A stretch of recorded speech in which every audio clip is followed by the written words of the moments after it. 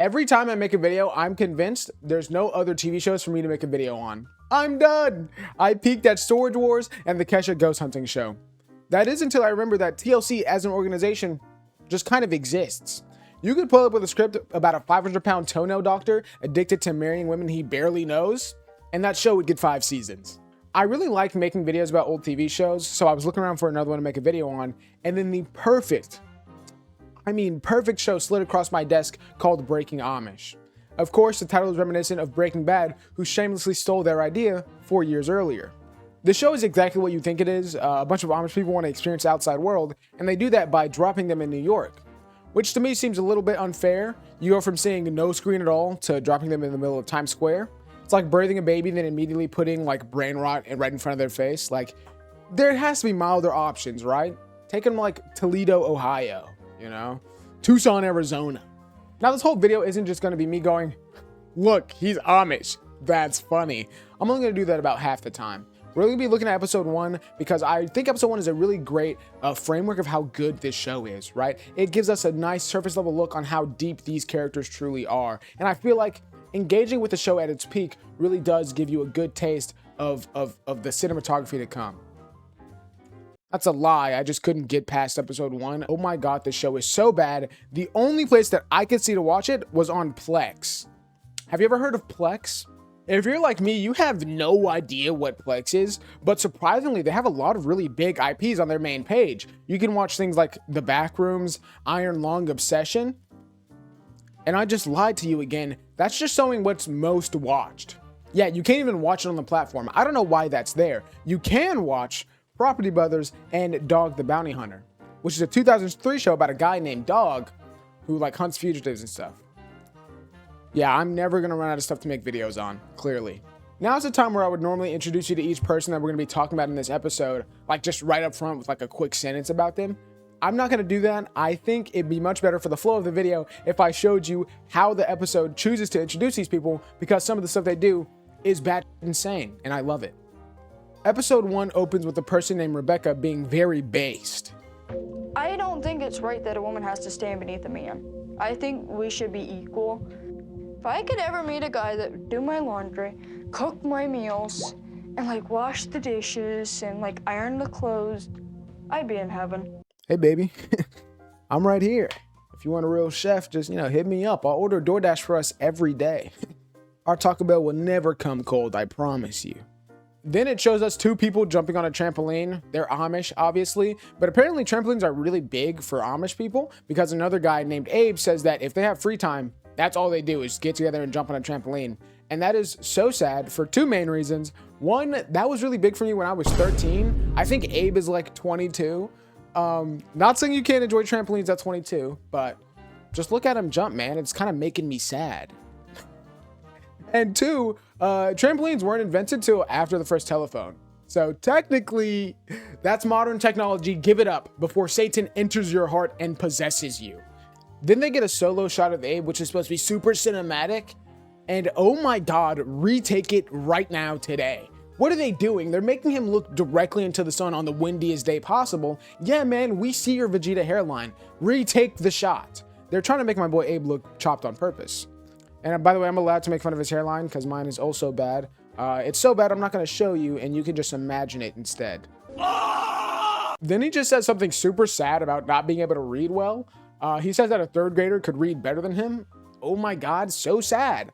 It sucks that he can't even doom scroll on Instagram like the rest of us, but he can't even read the latest TikTok slop book that just dropped.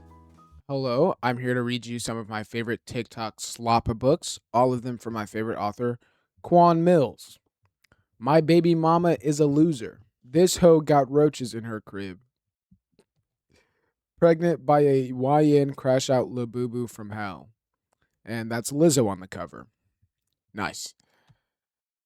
T-Rex emo twinks and the DL dope boys who love them. And then the last one. Pregnant by a hood werewolf from 63rd Street. Okay, thank you. Then Abe introduces us to his family. He has a brother who's super chill. His mom is looking like a guilty dog who's done something they know they shouldn't have done. Somebody check her mouth. I guarantee you'll find something in there. And then his sister is doing the exact opposite, where she's staring down the cameraman, hoping that he gets smited by God where he stands. Then he just drops another soul-crushing line, oh my God. The last time I had fun was probably 2 years ago. Jesus, dude, what kind of life have you lived, truly? Then we meet Kate, and the show decides to film her and add music over that footage like she's being haunted, or she's like gonna haunt somebody later when she dies.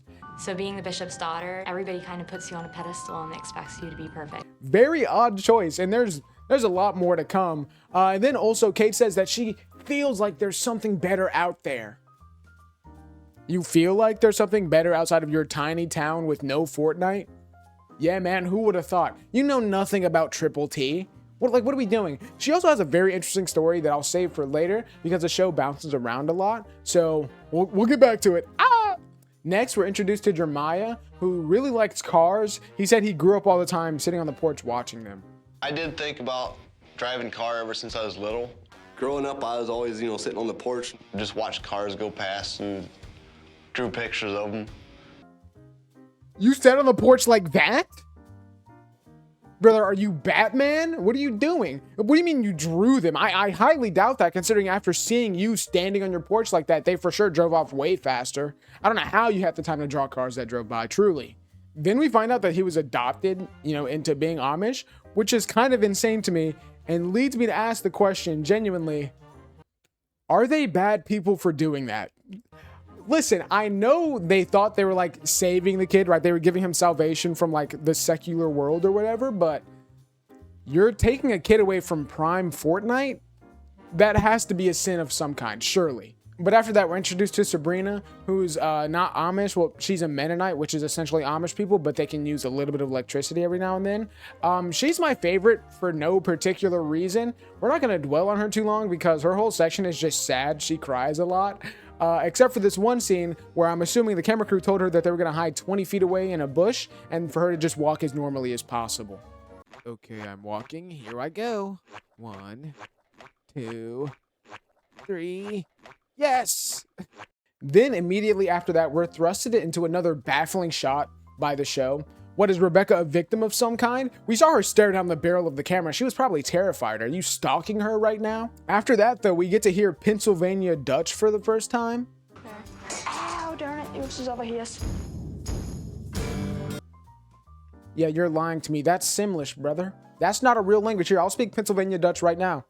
A babadagoosh. Like, don't piss me off. Don't piss me off. Then we're shown Rebecca making food for her 2 chud cousins.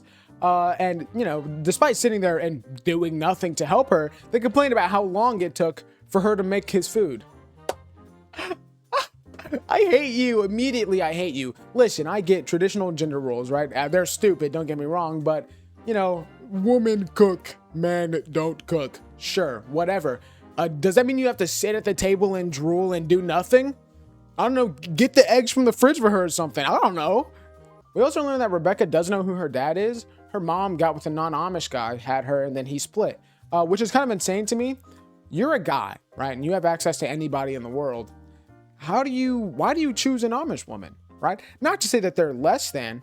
I'm just saying, what ground do you have to talk on, right? You go up to her, hey, have you seen that movie that came out recently? No. Oh, that's cool. No, can I get like your number or something? No. We loop back around to Sabrina talking to her friend, basically giving her all the reasons why she wants to go to New York, listing them off as wanting to wear jeans and cowboy boots, which means she's indirectly admitting to be willing to go to hell over cowboy boots. Then her friend immediately has to one-up her by saying, the stupidest line I've ever heard of all time. But I think you put yourself at a much bigger risk. I'm worried that that's going to be a temptation to you, and Satan will see that and he'll run with it. Yeah, man, sure. The devil will see her love for denim and then coerce her into hell. What are you talking about? Hey, come down here. It's pretty cool. We have a denim jacket with your name on it. Abe then talks to his brother about how he feels about him going to New York, and he is a genuine breath of fresh air. Throughout this entire episode, anytime somebody talks about leaving the Amish, they just go, I'm never gonna talk to you again. How could you do this? And his brother's super chill. He's like, it'll suck, but I love you anyway. You're my family. Hell, I even visit you in New York. I love their relationship so much. But then his sister comes out to ruin it and just starts frying him, saying that he's tearing the family apart and that he's throwing his life away. And normally I would not agree with this, but Abe just tells her to go into the kitchen and cook. And listen, that's not cool, man, right? Never tell a woman to get back in the kitchen and cook. Unless you guys are both Amish and your sister's spouting some straight bullshit. We then get back to Kate's story, which is admittedly my favorite, because after finding out that she's being filmed, her dad, who's essentially the president of the Amish community, kicks her out of the house. Having nowhere to go, she goes down to Florida for 2 weeks. And you know what happens when people go down to Florida. In those 2 weeks, she got her license, got drunk, went drunk driving, and then got pulled over for being drunk and driving. And she blew twice the legal minute. I blew almost twice the legal limit. Twice in legal minute? It is so funny that the minute that you get access to alcohol, the first thing you do is get behind the wheel. Just like some frat kid in Florida spending their spring break. There's something so beautiful about how no matter what, anybody from around the world will get together in Florida and just do stupid shit. It's like watching a turtle hatch from an egg on the beach and the first thing to do is crawl towards the ocean. There's something deep within your soul telling you to go to Florida and break a law. And I'm breezing through a lot of the more serious parts of the show because they just kind of make me sad. Like, I would love to talk more about Sabrina because, like I said, she's my favorite. But her whole part is just her sad, and it kind of sucks. Except for this one time where she showed this Playboy magazine to the guys. Yeah, the cover's two guys kissing. That's why it's blurred. But I don't want this video to just be a critique on the religion as a whole because I'm not nearly smart enough to talk about that kind of stuff. So just know there's a lot more serious stuff going on that I'm just breezing right over. But one serious thing that's really brought up a lot in the episode, I brought it up a little bit earlier, was the fact that people will shun you. Like you'll leave the community, come back, and then people just won't talk to you. They'll give you food and stuff so you'll live, but they just won't talk to you. One really sad part is Rebecca's grandpa's about to die essentially. And then the cousins are like, hey, if you leave and he dies, you won't be able to be at the funeral because, you know, if God sees you in the same room with somebody who has worn a gene, you also go to hell. It's just really dumb. But then, oh no, the bishop wife sees Jeremiah talking to the camera crew. They think after 8th grade, we're old enough to stay at home and work on the farm. We better shut this down. And I feel like part of the reason she saw you is because you're perched on the banister like an owl. Get down, brother, you're scaring me. But now that she has seen him, he has to leave. And so he only packs the essentials. 1 shirt and 1 Bible. Funnily enough, seeing a guy walk around bottomless in New York is kind of a regular Tuesday, so he's fully prepared.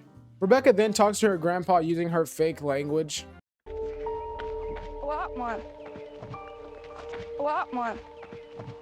Yeah, I'm still not convinced. That's clearly Jamaican.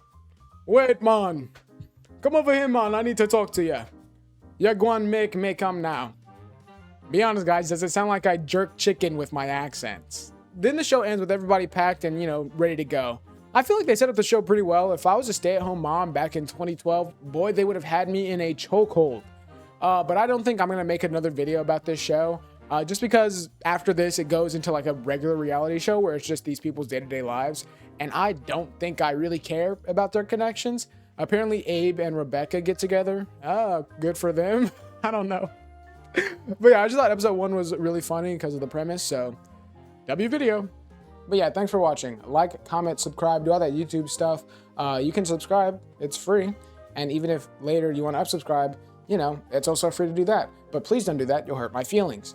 Let me know in the comments at what point would you not be Amish anymore? If you were Amish, what amount of information about the outside world would you need to know for you to not be Amish anymore? For me, it would be learning that you could drink beer from your phone. Like, you know, like this. Like that's so cool. Glug, glug, glug, glug. Yummy. So yeah, the day I figured out I could do that, it's over. Yeah, okay. Also, I just realized that I had Patrick on in the background the whole time riding his little seahorse thing. And you can't even see it. You couldn't even see it the whole video. So, sorry, Patrick. Didn't mean it. Okay, that's it. Love you. Bye. Mwah.